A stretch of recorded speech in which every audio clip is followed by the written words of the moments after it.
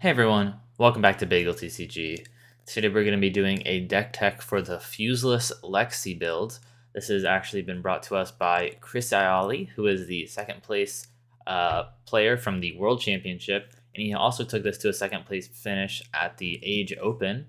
And Lexi has been doing pretty well in general, getting third place at the most recent Battle Harden, and hopefully doing pretty well at the Calling in Auckland this weekend. But I think she's in a pretty good spot now, as all the Ice Heroes are, and I think it's great to see Ranger doing well. So I wanted to do a deck tech and show off this hero and show just how she's been doing, right? So first, before I hop into it though, I do want to thank all of my patrons. Ever since I put out the new website, I have a few features like regularly updated deck list and some limited guides coming out for outsiders. Gotten a lot of support there, so I want to appreciate everyone who's signed on to the Patreon. But let's hop right into the deck tech. So this is, as the name implies, a fuseless Lexi build, not using any of the traditional elemental arrows like Chilling Ice Vein, any of those Blizzard Bolts. Instead of focusing on the consistency of these arrows, right? They're looking at arrows that are powerful without needing to have a card revealed for fusing, right? And that's kind of the goal here. And then taking advantage of the best bow in the game currently, Voltaire, as well as the best Ranger headpiece, New Horizon, right? Because currently one of Ranger's probably biggest issues is giving their arrows go again, right? And Voltaire does that for cost of 1 resource, twice per turn at instant speed. You can put an arrow into your arsenal and you can give it go again with that effect, right? So lets you play at least 2 arrows per turn, and if you're arsenaling an arrow at the end of your previous turn, that you can do a turn with up to 3 arrows pretty easily there, just by pitching a blue to pay for 2 of the arrows to give them go again, and playing the last one from your arsenal at the end there. So pretty easy to play 3 arrows a turn as Lexi, whereas most Rangers even struggle to play 2 arrows a turn just due to not being able to give them go again, right? So looking at the deck here, let's look at kind of the suite of arrows. We've got complete rainbow of bolt and shot and drill shot, right? Bolt and shot is a very high rate arrow. You actually give it +1 with Voltaire because it gets go again if its power is greater than its base. So for the cost of 1 resource, it's basically a 1 for 5 with go again, which is pretty above rate. Usually 1 for 4 go again is on rate, just like any of the ninja cards. So 1 for 5 go again, pretty good, which makes even the yellow pretty solid because it's still a 1 for 4 go again, right? It also lets you reload when it hits, which is nice because you might want to reload an arrow that you weren't going to be able to afford to play with Voltaire. Or if you want to use Lexi's hero ability, you can reload a lightning or an ice card and then flip it with Lexi. So actually quite a few things you can do with reload that are pretty powerful. And then drill shot, also playing all of these, it does quite a bit of damage for its effect. If you think about it as, usually you have to add 1 to the cost of all arrows, right? Because you're often playing them with Voltaire. So let's say, it's a 1 for 4, but it does have an on hit that's quite strong. So it puts a -1 counter on an equipment an opponent controls. So let's say they have an equipment that has block 2 with Battle Worn, like Grasp of the Arknight, which is a pretty common one. Putting a -1 counter on it actually deals 2 extra damage, right? Because you're preventing that first 2 block and then making it so it's just going to block for 1 and then be done.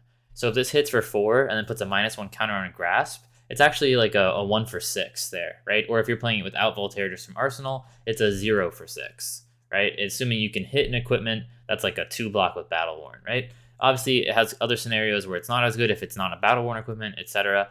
But even if you're just making it deal 1 extra damage, that's still like a 0 for 5, right? If it's putting in just a 1 -1 counter on an equipment.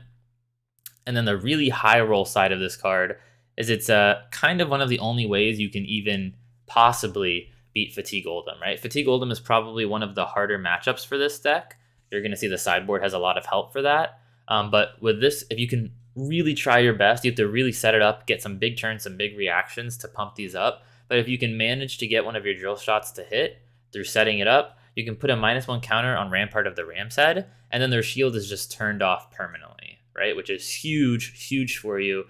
We're preventing a whole bunch of damage for the rest of the game, making it really inefficient for them to start pitching blues for Crown, because now they can't get the second resource value. So pretty powerful effect there, especially against Oldhim Fatigue, but in general, pretty good effect. Then we've got Endless Arrow. This is probably one of Ranger's best arrows, if not the best.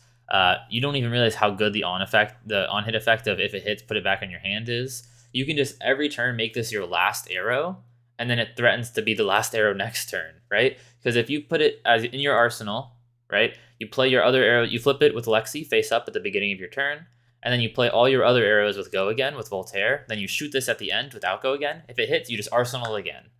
Next turn, you flip it up with Lexi, play all your other arrows with Go Again, shoot this. If it hits, it goes back into arsenal. You can basically infinitely get +4 free damage every turn if they're taking this, right? Like a lot of aggro decks are gonna have to block this because of how good it is, and it's just super powerful. One of the best arrows in the game.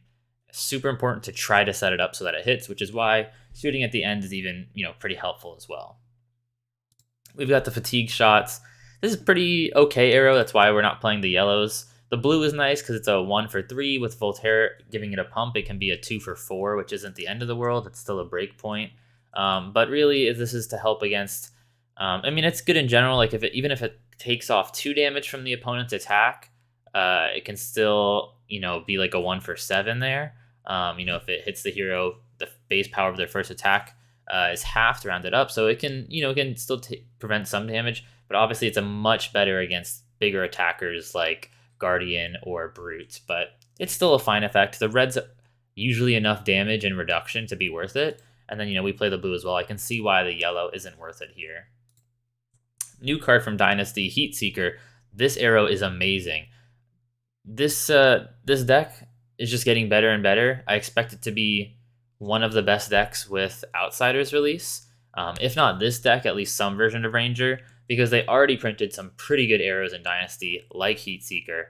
This is basically Snatch as an arrow, which means you can give it Go Again, right? Because of how Voltaire works, giving Go Again. So it's like if you could just give Snatch Go Again with one resource and no other having to set up, right? You don't have to use anything else. You're just using your Voltaire to give it for the cost of 1 resource, give it Go Again. If it hits at the beginning of your end phase, put the top card of your deck face up into your arsenal. So basically drawing a card, right? The top card of your deck straight up into your arsenal. That's also why we want to make sure basically all of our blues are playable, because if we're hitting a blue off this, you're going to need to play it out of arsenal. So that's why you can see every blue in the deck you can play. All the blues are either arrows that are not bad, and then Blizzard, which is still not bad, right? And if Blizzard's not helpful in that matchup, it should be getting sideboarded out anyways. So you're trying to make it so all your blue arrows are gonna do a pretty solid amount of damage. And it's at least 2 damage to 3 damage off all your arrows. So it's just drawing a card basically. Very good, and also a great rate, 1 for 5. So pretty huge there. I'm gonna round out the rest of the red arrows. We've got. I'll just do all the arrows in general. So we've got Searing Shot. This is the classic aggro arrow. If it hits, they lose a life, and it's a 0 for 4, right? So if it hits, it's a 0 for 5. It's great. Nothing else to say here. It's just a 0 for 5 is above rate. Remorseless, pretty good card. Makes it so your opponent can't play defense reactions from Arsenal on its chain link.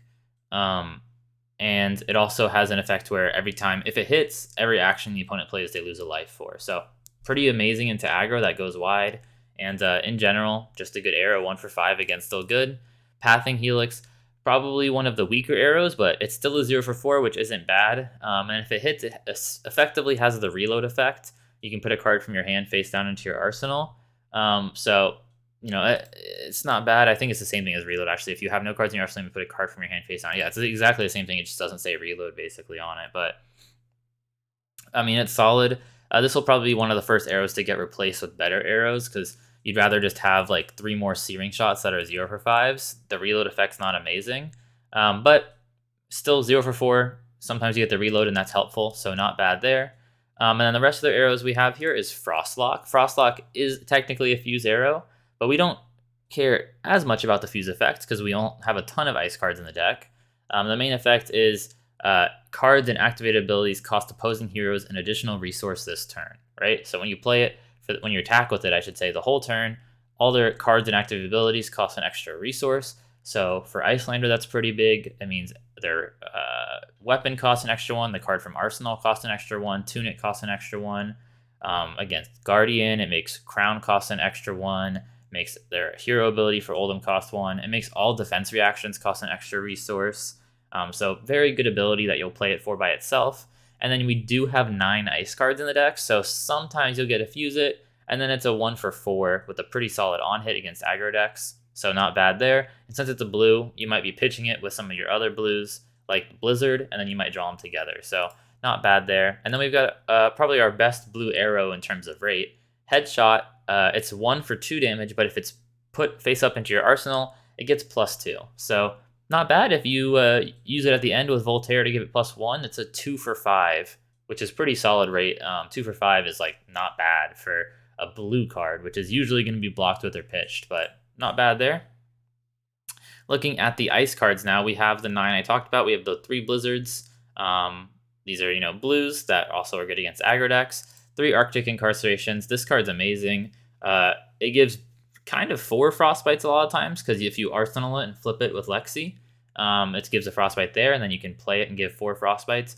4 Frostbites usually just ends the turn for a lot of heroes, so it's worth playing just to end most people's turn on the spot. If you don't think it's going to end their turn, you can just keep it in your arsenal for later. And then Icequake, a great effect. 1 for +3 damage is okay. It's 1 damage kind of under rate. But it does say whenever an attack hits a hero this turn, create a Frostbite, and that's all attacks, right? So if you're shooting 3 arrows, if all 3 of those arrows hit, you're getting 3 Frostbites. So then it's kind of a 1 for 6 points of value, which is really, really good. So kind of gives the Blizzard Bolt effect to all your non-fused arrows, which is pretty solid. And then rounding it out here, we've got kind of the 2 power cards of the deck, right? These last 2 cards are the reason, mainly, kind of the main reason you're playing Ranger. Rain Razors, this card's crazy. It says arrows have +2 while attacking this turn, right? And you're really trying to set up for this card. If you can shoot 3, or even if you're really setting it up, 4 arrows in a turn, this is 0 resources for 8 damage, right? Just think about how crazy 0 for 8 is. Can you imagine if you just played Scar for 0 resources and a Delta 8? 0 for 8 is crazy. Even 0 for 6 is good, right? So even if you only shoot 3 arrows, it's good. Even 0 for 4 is good with 2 arrows. You'd really like to do 3 arrows at least, but even 0 for 4 is good.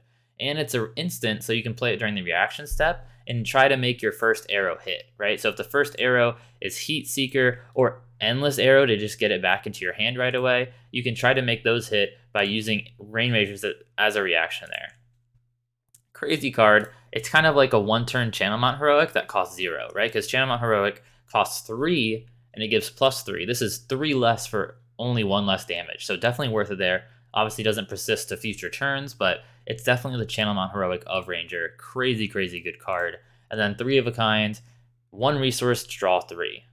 That's just crazy. Obviously it has the restriction of you can only play cards from your arsenal that turn, but you want to set up in a way where you can still play through that, and that is where effects like these 9 Bolton shots are helpful, because they reload, letting you put cards from your hand into your arsenal that let you play them. So, if you have a Rain Razors in hand, you want to play with it, or any of these ice cards that aren't arrows, meaning you can't load them with Voltaire, but you still want to play them after 3 of a kind, you're going to want to connect with one of these 12 different reload effects to get them into your arsenal, right?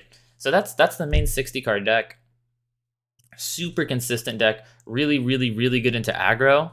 You're going to have a pretty solid win rate into any of the aggro decks, into Briar, into Phi, into Dash, into Viscera. You're going to have a pretty solid match into all of them. You'll have an okay matchup maybe into Icelander, and then the hardest matchup is definitely going to be the Guardians. So those are going to be kind of your matchup spread there. Great into aggro, okay into the rest of the field, and then the really defensive decks are the problem here, because they can, since you don't have a weapon to attack with every turn, you're using only cards to attack, and you're eventually going to fatigue yourself, right?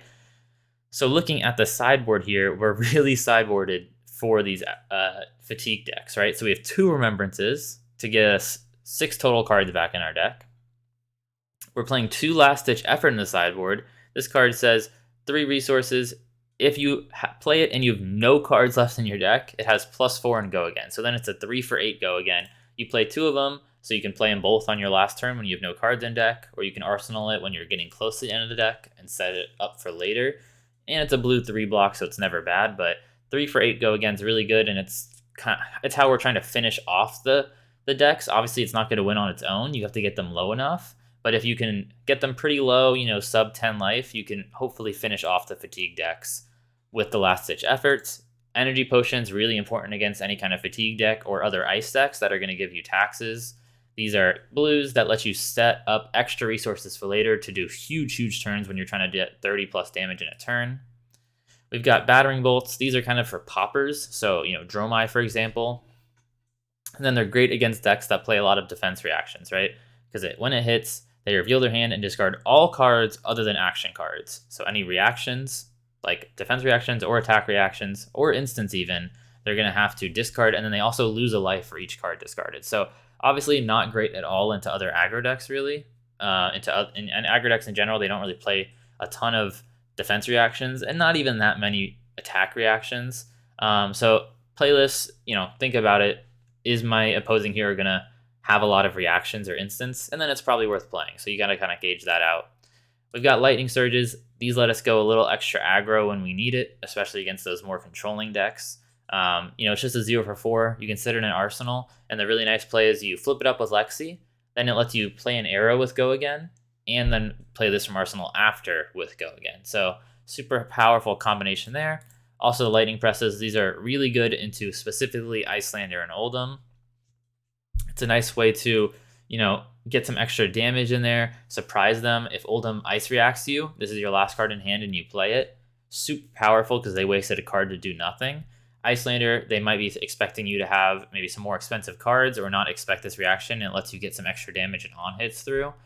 So Lightning Press, pretty huge into the ice decks. And this one might be one you don't want to arsenal and flip as much because then you're giving them the free information. If you have to, you have to, but this one's maybe even a little better to just, play it out and not give them the information that it's there. But that's kind of the sideboard. A lot of tools for, fatigue decks. Like almost all of this in the sideboard, almost all of it basically is for like Icelander, Oldhim, Bravo, stuff like that.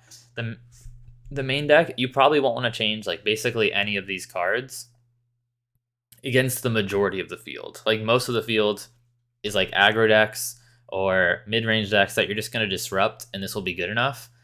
You'll probably not make too many changes unless you're against Oldhim, where you're bringing like a lot of this in. Icelander, where you're bringing a decent amount of it in, like extra blues and presses. And then like if you need poppers against Dromai, you could bring in the 2 Battering Bolts, right? But main deck is pretty solid, and you're not going to need to mess with it too much. I did also want to shout out that a nice thing about this deck is that it only costs, I say only, it's still expensive, but relatively speaking for Flesh and Blood, $630 is not that bad. So I don't think that's a horrible price, especially if you get, one of the best decks in the format for that price. I don't think that's too bad.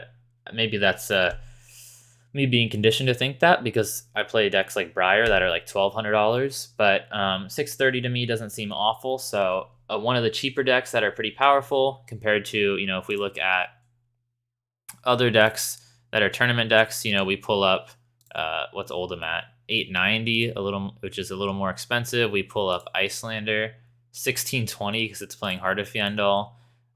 We pull up Briar, which is I'm sure here somewhere, $1070. So $630, not bad in comparison to all those other decks. So that is the video. I appreciate you watching. Remember to like, subscribe, comment. If you want to support me on Patreon, I really appreciate that. Check out my website. Still have the spoilers on there. I put like a few clues if you didn't see the short I posted. A few clues about my spoiler card coming out. But yeah, thank you all for watching. Remember to like, subscribe, comment. I'll see you next time.